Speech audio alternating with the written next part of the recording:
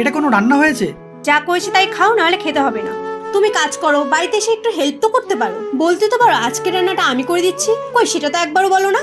ছেলেরা কিন্তু বাইরে অনেক কিছু সহ্য করে, অনেক কষ্ট করে, আর কাজ করে, জার্নি করে বাড়িতে আসে। আর সেই সব কিছু করে আসার পরে তুমি চাইছো আমি বাড়িতে এসে তোমার কাজে হেল্প করব?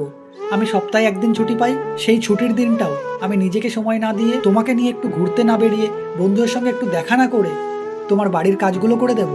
তোমার পিরিয়ডসের সময় যেমন তোমার মানসিক শারীরিক কষ্ট হয়, তুমি যেমন সেটা সহ্য করতে পারো না, তোমার মুড সুইং হয়, আমাদেরও রোজ সারাদিন ধকলের পরে আবার কষ্ট করে বাড়ি আসতে হয়, মন মানসিক শারীরিক সমস্ত কষ্টের বিসর্জন দিয়ে পরের দিনের জন্য আবার তৈরি হতে হয়।